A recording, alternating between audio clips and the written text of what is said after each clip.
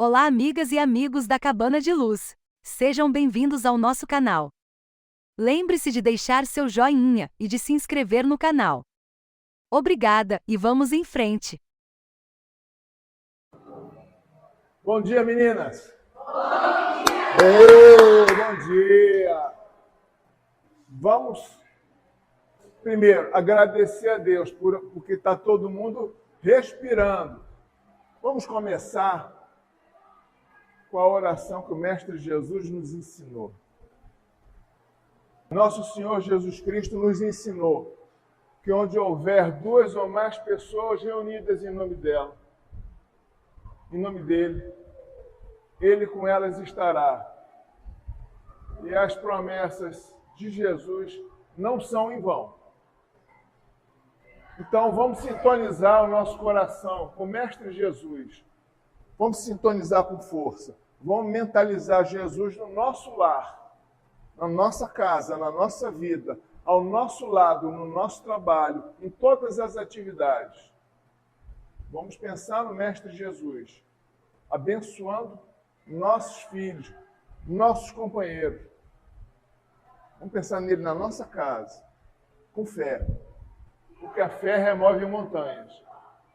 Nesse espírito, vamos elevar o nosso pensamento a Deus, com a oração que o Mestre Jesus nos ensinou. Pai nosso, que estás no espaço, santificado seja o vosso nome, que venha a nós o vosso reino, seja feita a vossa vontade, assim na terra como no espaço. O pão nosso de cada dia nos dai hoje. Perdoai as nossas dívidas, assim como nós perdoamos aos nossos devedores. E não nos deixeis cair em tentação, mas livrai-nos de todo mal. Que assim seja. Viva Deus, viva Jesus. Senhor Jesus, o Senhor é sempre bem-vindo no nosso lar, na nossa vida, no nosso coração. Viva Deus, viva Jesus.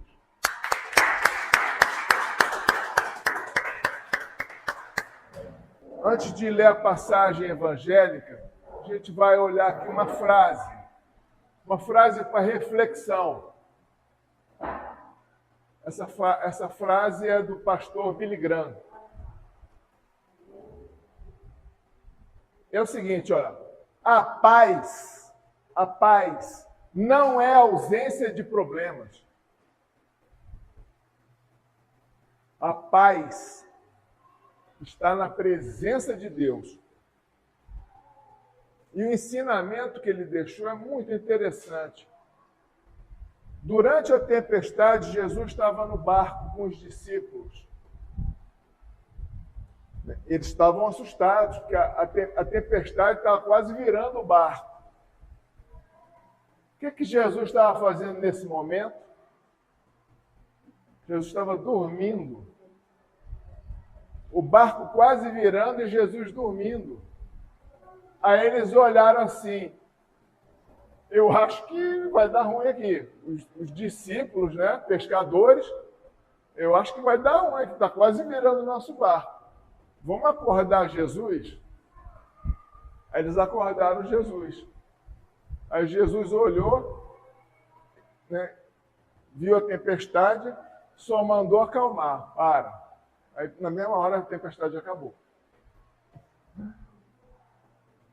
Mas tudo que Jesus fazia na terra tinha um ensinamento. Tudo tinha um porquê. Ele estava dormindo na hora da tempestade para quê? Para mostrar para a gente que a paz não está na ausência de problemas. A paz está na presença de Deus. Quando a gente faz uma oração dizendo, livrai-me dos problemas, essa oração é muito infantil. É juvenil. Livrai-me dos meus inimigos, livrai-me dos problemas. É uma oração absolutamente infantil. Porque o que dá força ao aço, você já viu alguém preparar o aço? Não tem a bigorna? O que faz o aço ficar forte é a pancada. Porque com a pancada você tira a bolha de dentro do aço, bolha de ar. Você tem que dar martelada no aço para tirar as bolhas de ar que estão ali dentro do aço. Então é necessária a pancada para fortalecer o aço. Para que nós nos tornemos fortes, é indispensável que a gente enfrente as dificuldades da vida com a cabeça erguida e com pensamento em Deus. Não basta você resolver seus problemas. Isso até os perversos fazem. Você tem que carregar sua cruz e ajudar seu semelhante que está do lado. É fácil esse desafio? Para a gente, não. Para nós, não. Que somos aprendizes. Mas, de vez em quando, a gente vê na Terra alguns exemplos de grandeza. A gente vê pessoas que são tão fortes que elas agem no bem, perdoam, carregam a própria cruz e ainda ajudam o semelhante a carregar a cruz. Esses são os exemplos que a gente deve seguir. E os maus exemplos? Também tem. Tem mau exemplo também. A gente escolhe qual exemplo quer seguir. Somos nós que escolhemos. Nós estamos numa hora decisiva. Esse momento da Terra não está... Viver na Terra nessa época não é esporte fácil. E nossos filhos, nossos netos, vão encontrar desafios ainda mais intensos. Então vamos prepará-los corretamente. Uma boa forma de educar nossos filhos é dizer: filho, filha, o mundo é agressivo.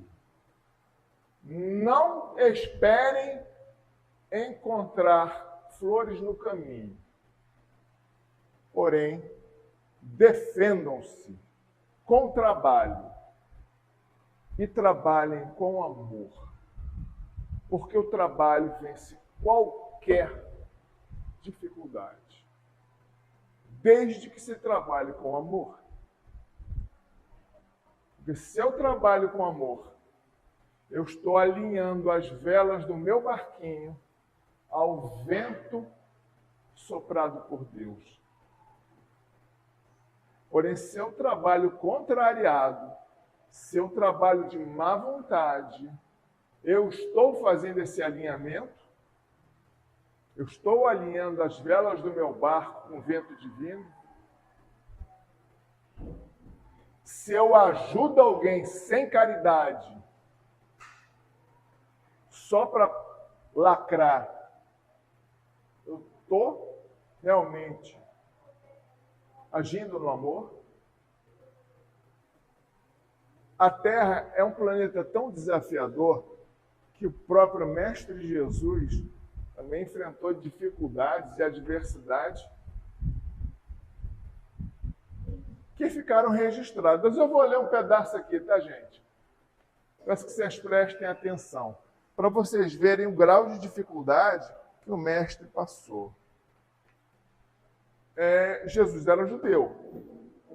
E quando Jesus veio na Terra, ele veio para trazer a mensagem, ele veio para trazer o ensinamento do amor. Ele nasceu no berço do judaísmo. O povo judeu, de uma forma geral, até hoje, eles são extremamente questionadores. É um povo que não aceita as coisas muito fácil. Ele faz 10 perguntas antes de começar a pensar em aceitar. Né? E tem até uma piada, que quem me contou essa piada foi um judeu. Eles dizem o seguinte: onde houver 2 judeus, haverá pelo menos 3 opiniões conflitantes. Eles são questionadores, eles não aceitam fácil, eles estão sempre questionando, é isso mesmo e tal. Então, Essa é a tradição deles. Onde houver 2 judeus, haverá pelo menos 3 opiniões contrárias. Então, Jesus nasceu no berço do judaísmo. E naquela época, a seita judaica mais forte e que tinha poder político, né? Inclusive, eles tinham muita influência com o Império Romano, e o representante romano era Pôncio Pilatos. Eles tinham uma relação, digamos assim, bem negociada com Pôncio Pilatos. A seita que mandava na época eram os fariseus, que eles gostavam de mandar. Tinham muito poder político. Bom, quando apareceu Jesus pregando o amor, pregando a caridade, o perdão, aquilo, no berço do judaísmo, aquilo gerou uma tremenda de uma... Quem é esse cara? Mas, como estavam nas profecias que ele fazia curas, os profetas antigos já diziam falar que ele virá fazer cura. Jesus fazia curas também. Claro, ele fazia cura quando a pessoa merecia a cura, tá? Então, vou contar aqui um pedacinho. Ele começa em João, capítulo 9, versículo 13. Levaram aos fariseus... Esse episódio é antecedido pelo seguinte. Tinha um cego de nascença. Que ele foi a Jesus. Jesus olhou, teve piedade dele, e percebeu que ele merecia a cura. Então, Jesus tem aquela passagem que ele mistura a terra com saliva, passa nos olhos do cego e ele começa a enxergar. Isso tem um ensinamento também, tá? E aquele homem começa a enxergar. E aí isso causa um rebuliço. E esse fenômeno foi ao conhecimento dos fariseus. Os fariseus souberam disso. Os fariseus se sentiram intimidados, sentiram temor. Quem é esse cara? Esse tal de Jesus. Porque o grande medo dos fariseus era perder o poder político mesmo. Então eles começaram a ter medo. Quem é esse tal desse Jesus? Então vamos lá. A passagem é a seguinte. Os fariseus começam a investigar a cura. Evangelho de João, capítulo 9, versículo 13. Levaram aos fariseus aquele homem que fora cego. Era sábado, o dia em que Jesus havia misturado terra com saliva e aberto os olhos daquele homem. Então os fariseus também lhe perguntaram como o cego tinha recuperado a vista. E o cego respondeu: aquele homem colocou uma mistura de terra e saliva em meus olhos. Eu me lavei e agora eu estou enxergando. Alguns dos fariseus disseram: esse homem não é de Deus, pois ele está fazendo curas no sábado. Mas outros fariseus perguntavam: mas como pode um pecador fazer tais sinais milagrosos? Aí começou a divisão entre os fariseus. Como bons judeus, eles começaram a... Peraí, várias opiniões conflitantes. Então os fariseus voltaram a perguntar ao cego: que diz você a respeito daquele homem? Foram seus olhos que ele abriu? O homem respondeu: ele é um profeta. Os judeus não acreditaram que aquele homem era realmente um cego e havia sido curado, enquanto não mandaram buscar seus pais. Chama os pais desse ceguinho aqui. E perguntaram a seus pais: é este o seu filho, o qual vocês dizem que ele nasceu cego? Como ele pode ver agora? Os pais tinham medo dos fariseus, porque os fariseus metiam medo. Eles eram muito poderosos politicamente. Então todo mundo tremia quando ia falar com o fariseu. Então os pais responderam: sabemos que ele é nosso filho e sabemos que ele nasceu cego, mas não sabemos como ele pode ver agora e também não sabemos quem lhe abriu os olhos. Perguntem vocês a ele. Ele tem idade, ele sabe responder por ele mesmo. Meus pais estavam com medo dos fariseus. Ou seja, pergunta vocês para ele. Ora, vem perguntar para a gente? Aí depois, seus pais disseram isso porque tinham medo dos fariseus, pois estes já haviam decidido que se alguém confessasse que Jesus era o Cristo, esse alguém seria expulso da sinagoga. Olha o cenário. Olha o cenário. Foi por isso que seus pais disseram: idade ele tem, ora, pergunte vocês a ele. Pela segunda vez, os fariseus chamaram cego. Aquele ex-cego, né, na verdade. E lhe perguntaram: para a glória de Deus, diga a verdade. Sabemos que aquele homem, tal de Jesus, é um pecador. Ele respondeu, o cego respondeu: não sei se ele é pecador ou não. Uma coisa eu sei, eu era cego e agora eu estou vendo. Então lhe perguntaram: o que fez ele a você? Como abriu seus olhos? Ele respondeu: eu já disse a vocês e vocês não me deram ouvidos. Por que vocês querem ouvir isso pela segunda vez? Acaso vocês também querem ser discípulos dele? Então, os fariseus o insultaram e disseram: discípulo dele é você. Nós somos discípulos de Moisés. Sabemos que Deus falou com Moisés. Mas e quanto a esse homem, esse tal de Jesus, não sabemos nada dele, não sabemos nem de onde ele vem. O homem respondeu: ora, isso é extraordinário. Vocês não sabem de onde ele vem. Contudo, ele curou minha cegueira. Nós sabemos que Deus não ouve pecadores, mas ouve o homem que teme a Deus e que pratica a sua vontade. Ninguém jamais ouviu, isso é o cego falando, ninguém jamais ouviu que os olhos de um cego de nascença tivessem sido abertos. Se esse homem não fosse de Deus, não poderia fazer coisa alguma. Olha o que o cego falou para os fariseus. Diante disso, eles responderam: você é um pecador, você nasceu cheio de pecado. Como você tem a ousadia de ensinar algo a um fariseu? E o que eles fizeram? Expulsaram o cego do templo, lá da sinagoga. Jesus ouviu que haviam expulsado o cego da sinagoga.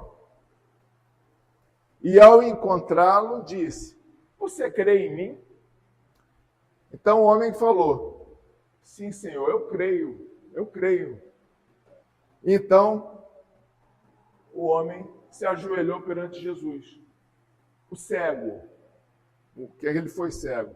E disse Jesus: eu vim a este mundo para julgamento, a fim de que os cegos vejam e aqueles que veem se tornem cegos.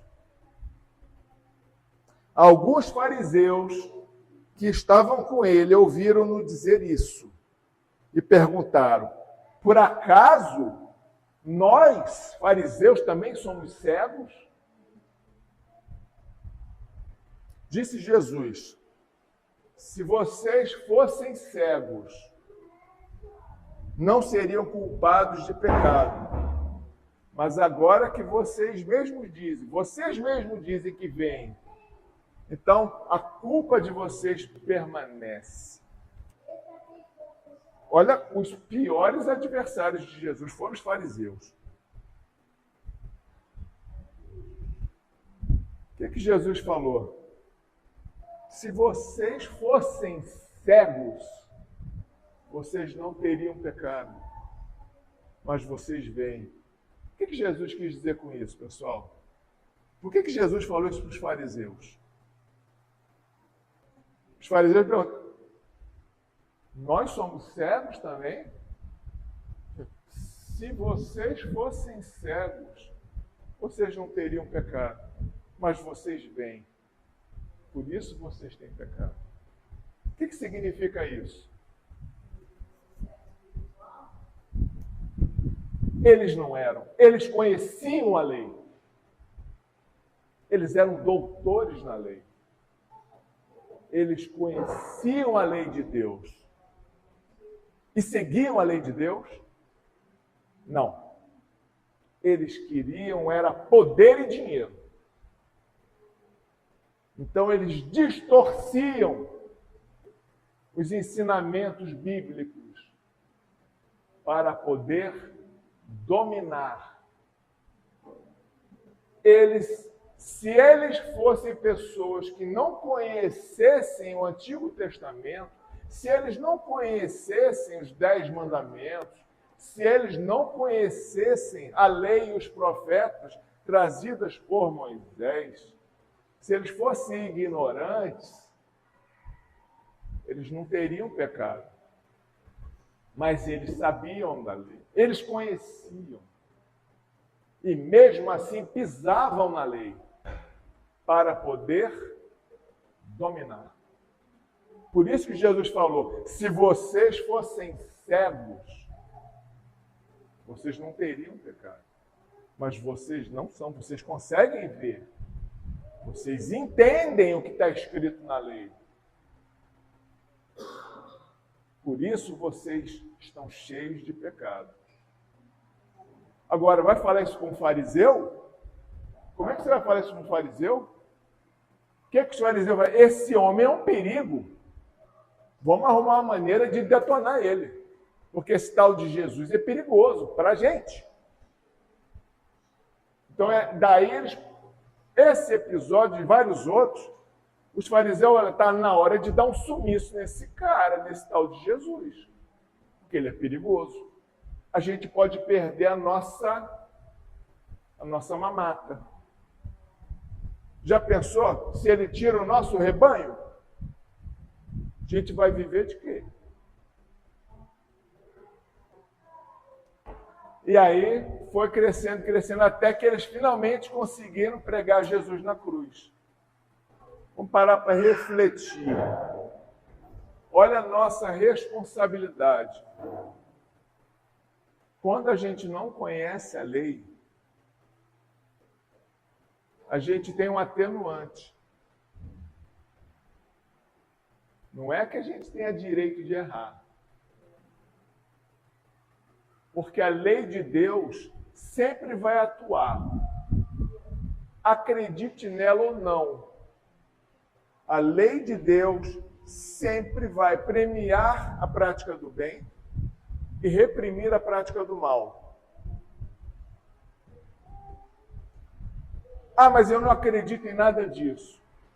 Olha, tem gente que não acredita na eletricidade. Mas se a pessoa que não acredita na eletricidade meter a mão na tomada, ela vai tomar um choque. Se ela subir no poste de alta tensão e se pendurar lá, ela vai ser carbonizada. Então, pouco importa se a pessoa acredita em Deus ou não, pouco importa se ela acredita no Evangelho ou não. Ela está sujeita à lei.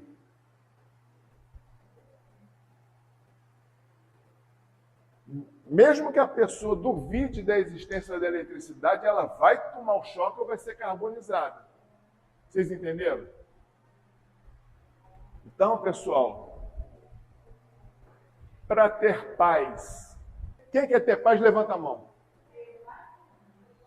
Para ter paz, é necessário... O que eu preciso fazer para ter paz? Eu preciso me transformar em uma criatura de paz. Lei divina. As pessoas agem com você da mesma forma que você age com elas. Porque guarda a tua espada, Pedro. Porque aquele com ferro, quem com ferro fere, um ferro será ferido. Embainha a tua espada, Pedro. Olha a nossa responsabilidade. Quando a gente conhece a lei, a nossa responsabilidade é maior. Porque você não vai poder dizer na hora lá para a suprema força do universo, você não vai poder dizer, eu não sabia. Não, você sabia. Alguém aqui de nós ignora a lei de Deus? Alguém aqui ignora?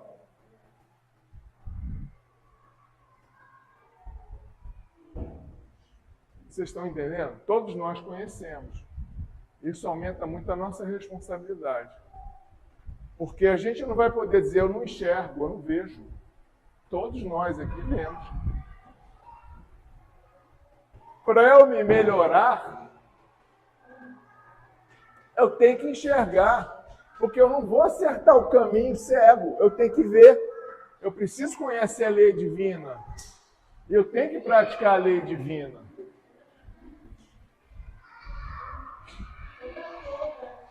Ela está abençoando aqui o nosso lugar.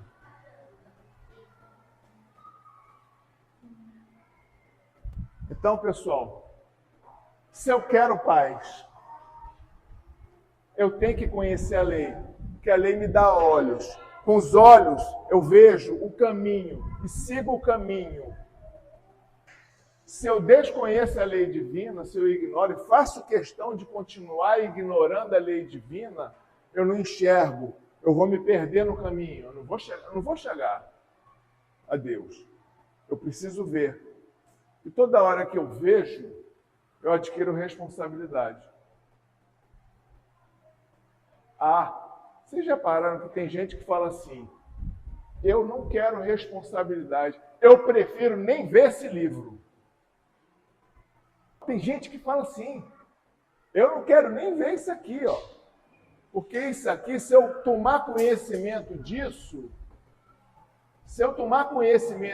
aqui, a minha responsabilidade vai aumentar. Esse livro aqui, se eu tenho conhecimento dele, a minha responsabilidade aumenta. Aí a pessoa fala, eu prefiro nem chegar perto, não quero nem chegar perto de religião nenhuma.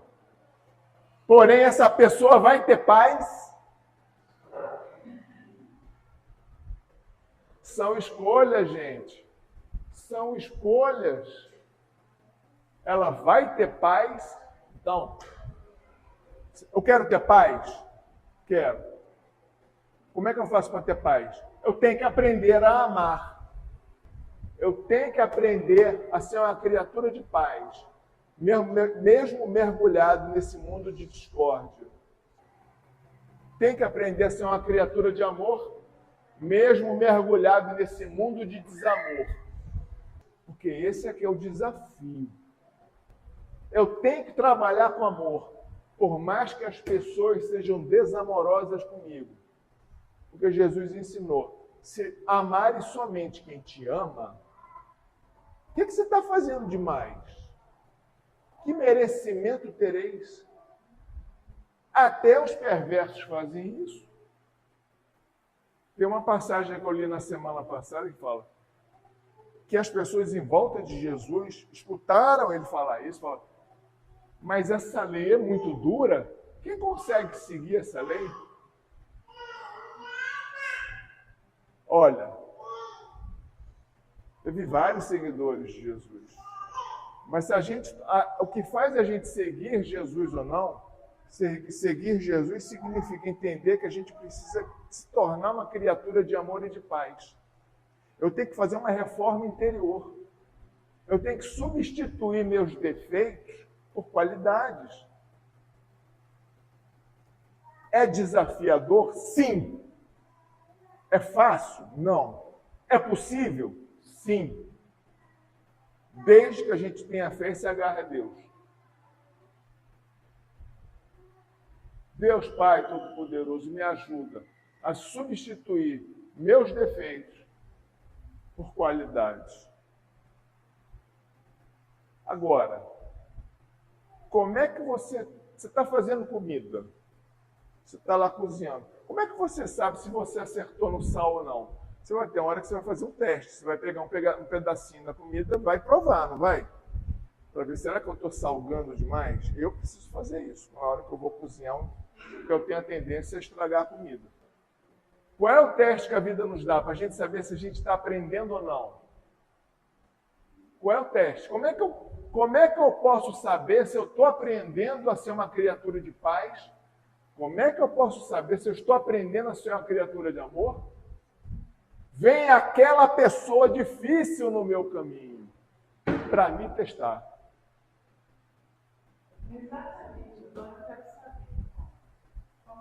Aquela pessoa mais difícil do mundo, ela vem para nos testar. Vamos ver se você é filho de Jesus mesmo. Você é de paz? Aí você está lá, eu quero ser de paz. Quer dizer, aí aparece uma pessoa que dá aquela pisada no teu pé. Aí você... Aí dentro de nós, dentro de nós tem um troço luciferino que a gente tem que substituir. Vai para lá. E agora eu sou de Deus. Mas ser de Deus significa mudar a conduta. Não é só frequentar um culto A ou B. Não é só ir lá numa igreja X ou Y. A gente precisa mudar o que tem dentro de nós. Aí está. Aí vem aquela pessoa difícil. E ela nos provoca. Aí é a oportunidade que a gente tem. Aí eu tenho que olhar para mim mesmo e ver a tendência que eu tenho perante uma provocação. Qual é a minha tendência? Aí eu vejo, realmente, eu preciso melhorar. Porque a minha vontade é esganar essa pessoa.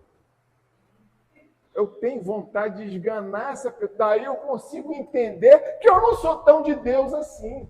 Ainda. Aí eu começo a entender, caramba, como eu ainda tenho que caminhar. Porque aquela pessoa irritante está ali só para nos mostrar quanto eu preciso melhorar. Aí vem aquela pergunta, você quer moleza? Você quer chegar a Deus na molezinha? Na zona de conforto? Esquece. É uma subida. É escalar uma montanha. Para chegar a Deus é escalar uma montanha difícil. Se eu estou suave na minha zona de conforto, eu nem comecei essa subida. Estou na ilusão. Mas que eu frequento lá a religião A ou B. Todo mês eu estou lá. Estou salvo. Ah, é? Você está salvo? Não me diga. Aí, Deus manda uma pessoa bem difícil para se deparar com a gente. Para ver como é que a gente reage. Se a pessoa tem um pouquinho de maturidade, ela vai entender. Realmente, eu ainda preciso melhorar muito. Se ela acha que ela é perfeita e que ela está salva, o que vai acontecer? Ela vai mudar?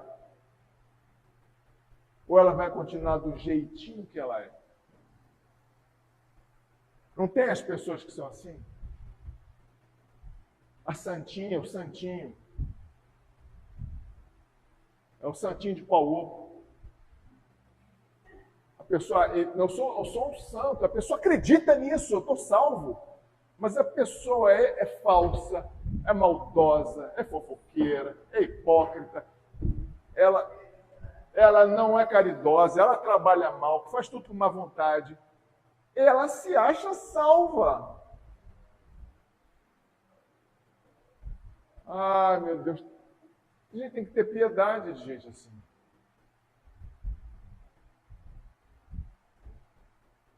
Você acha que é fácil chegar a Deus? É um desafio, mas é possível. É possível. É possível. A gente tem que fazer escolhas. Reparem, nós estamos num mundo que até hoje a maioria das pessoas adora o bezerro de ouro. Até hoje. Até hoje. Nossa sociedade adora o bezerro de ouro. O dinheiro em primeiro lugar. Mesmo que eu maltrate meu semelhante. Mesmo que eu seja desonesto. Sabe? É ou não é a adoração do bezerro de ouro? A Bíblia é muito simbólica e tem lições de grande valor. Estou mentindo? A gente continua adorando bezerro de ouro? Para eu ostentar, para eu mostrar aquilo que eu nem tenho, eu vou ser desonesto? Eu vou trapacear? Para ostentar, para eu dizer que eu estou bem de vida, e nem estou. Eu posto lá no Instagram eu com um falso sorriso. Caramba! Ao lado de um bem material que vai virar pó. É um grande desafio, gente. E aí vem essa frase tão bonita aqui, ó. Jesus estava dormindo na tempestade para nos ensinar que a paz não está na ausência de problemas, e sim na presença de Deus.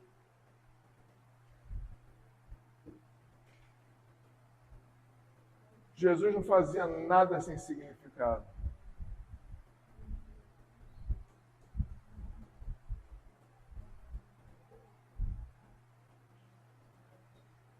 Ah, mas eu errei muito até agora. Eu errei muito até agora. E agora?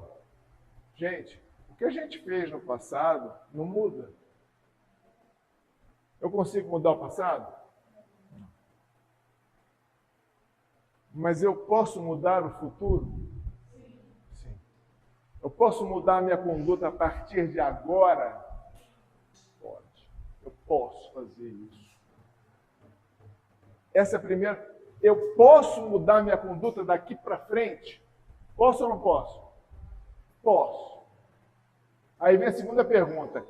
Eu quero mudar a minha conduta daqui para frente?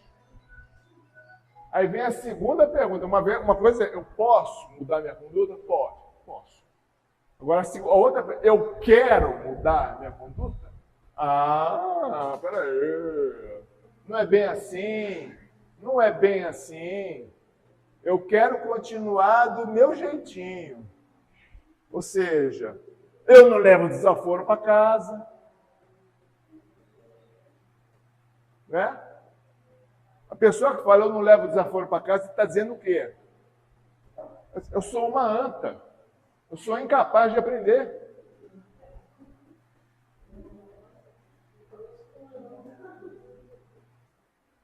E quando aquela pessoa erra, mas ela não consegue pedir desculpa de jeito nenhum. Você não pode controlar o sentimento da outra pessoa. Você sabe que a pessoa errou, aproveitou e ainda quer permanecer como se nada tivesse acontecido. Faz parte. Essa é uma pessoa que está nos testando. Entendeu? Eu consigo mudar ela? Não. Ó, tem uma frase interessante também. É mais ou menos assim. Deus me dê força para melhorar tudo o que eu posso melhorar. Deus me dê paz e resignação para eu aceitar tudo aquilo que eu não posso mudar. E Deus me dê sabedoria para entender a diferença entre aquilo que eu posso mudar e aquilo que eu não posso. Eu posso mudar outra pessoa? Não. Mas eu posso mudar a mim mesmo? Posso. Aí o que eu posso fazer para mudar aquela raiva que eu estou sentindo dessa pessoa que está me testando? É um lixo. É um lixo, vocês concordam? Raiva, rancor é o quê? Lixo, lixo espiritual. Lixo espiritual. A gente precisa reciclar esse lixo. Ele está aí. Eu tenho um rancor de alguém, é um lixo. O que eu faço? Se eu jogar o lixo ali aqui no gramado, vai ficar legal? Não. Eu preciso tratar esse lixo, eu preciso reciclar. Então, aquele rancor, aquela mágoa, aquele sentimento negativo que eu tenho a respeito da pessoa, como é que eu reciclo isso? Começa fazendo uma prece em favor daquela pessoa que te provoca. Faz a prece em favor dela. Em vez de guardar aquele lixo dentro do seu coração, que isso faz mal, guardar rancor dentro do coração vai dar ruim. Não se guarda lixo dentro do armário, vai dar rato, não vai?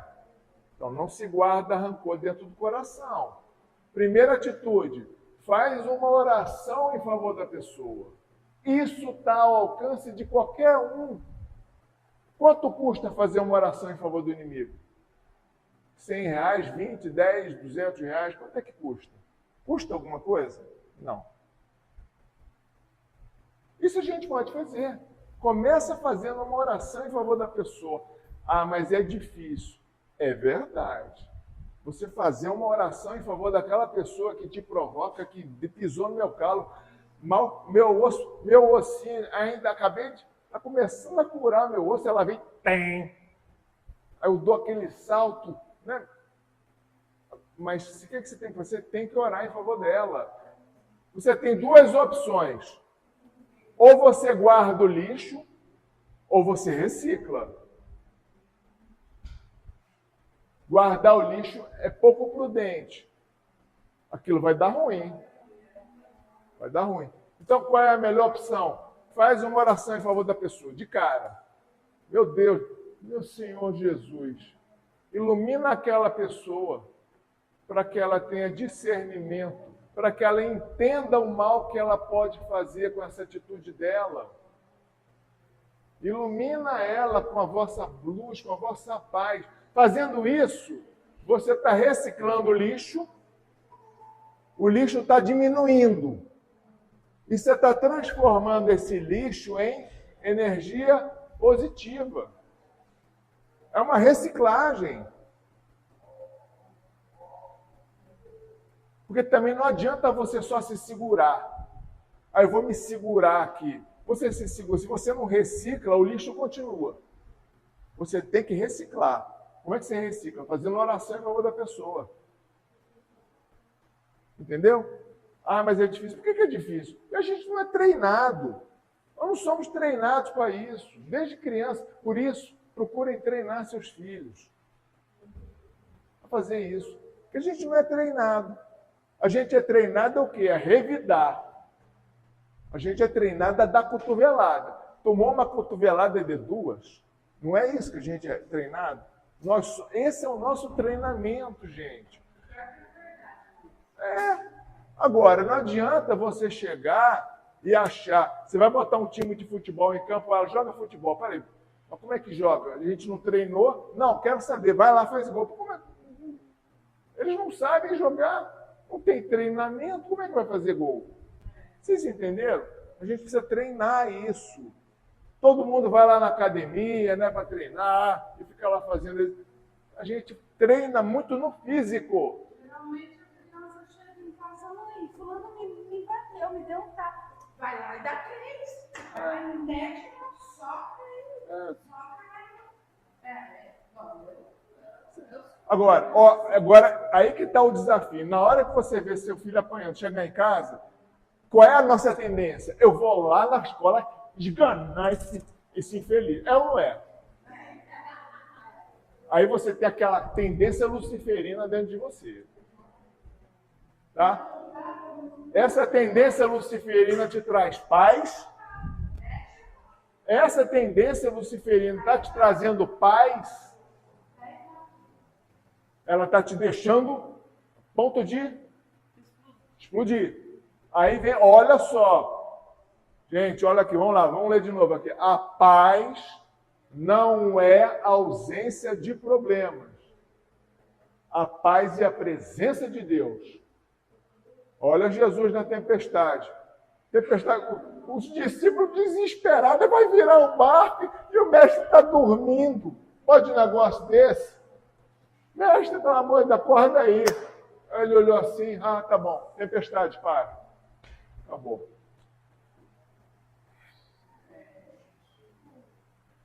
A fé remove montanhas de dificuldades. A fé remove montanhas de dificuldades. E uma coisa muito importante, a gente tem que entender que a gente não controla filho. A gente não controla companheiro, não controla companheira. Eu não consigo controlar meu chefe, não consigo controlar cliente, mas eu posso tentar me controlar. Eu acho a coisa mais espetacular do mundo a Paralimpíada. Ela tem pouco destaque. É espetacular. Imagina o cara jogar tênis de mesa com a raquete na boca.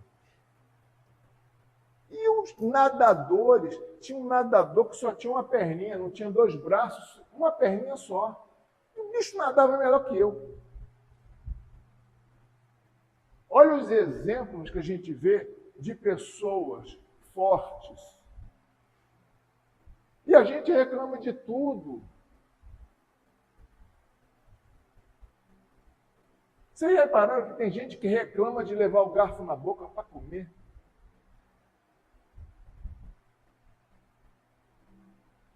Eu fico olhando, como é que pode um atleta, o cara só tem uma perninha e nada pra caramba. Cara, como é que pode um negócio desse, meu Deus? O que o ser humano é capaz? Será que eu sou incapaz de reciclar um lixo, gente? Espiritual? Vamos fazer isso. A começar de agora, gente. Pensa no seu pior inimigo. Agora. E faz uma oração em favor dele.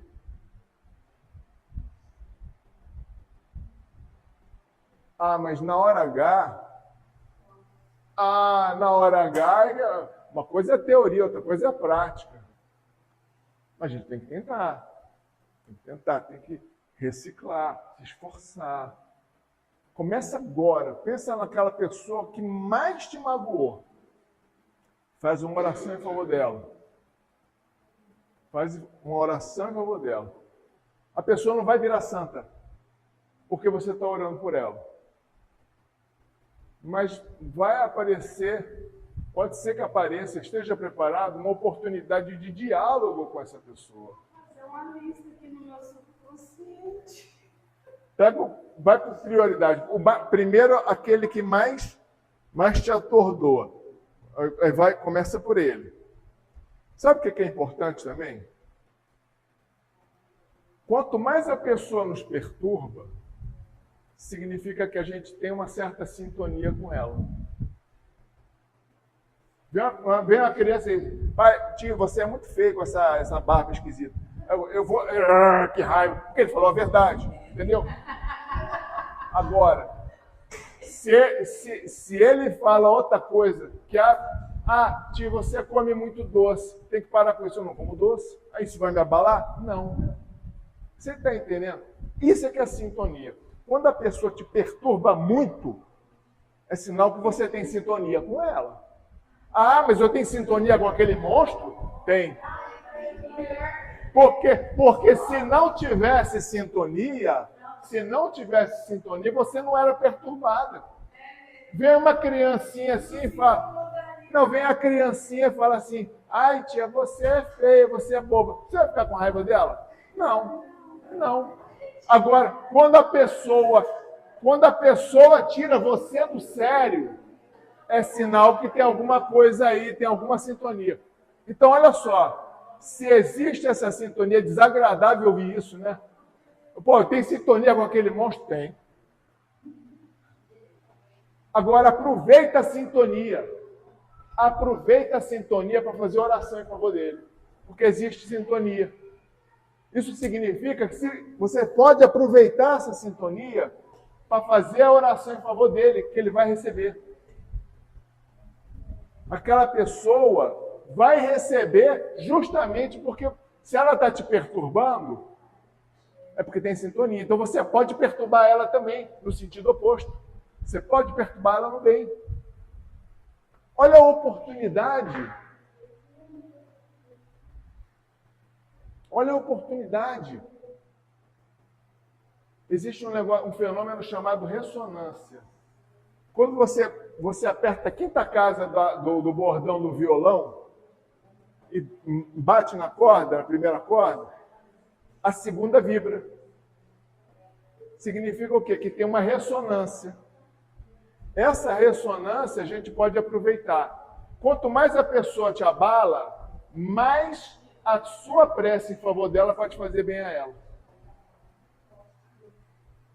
Então a gente tem que simplesmente aproveitar essa oportunidade. Gente, eu violei o tempo aqui. Vamos fazer a nossa oração e encerrar, tá bom? Vamos fazer a nossa oração para encerrar, gente? Então, vamos todos pensar em nosso Senhor Jesus Cristo. Vamos nos concentrar no Mestre Jesus. Vamos pensar Ele na nossa vida. Vamos pensar Jesus no nosso lar, abraçando nossa família. Vamos nos concentrar em Jesus e elevar o pensamento a Deus, com a oração que o Mestre Jesus nos deixou. Pai nosso, que estás no espaço, santificado seja o vosso nome, e venha a nós o vosso reino. Seja feita a vossa vontade, assim na terra como no espaço. O pão nosso de cada dia nos dai hoje. Perdoai as nossas dívidas, assim como nós perdoamos aos nossos devedores. E não nos deixeis cair em tentação, mas livrai-nos de todo mal. Que assim seja. Viva Deus, viva Jesus. Senhor Jesus, o Senhor é sempre bem-vindo no nosso lar, na nossa vida, no nosso coração. Viva Deus, viva Jesus.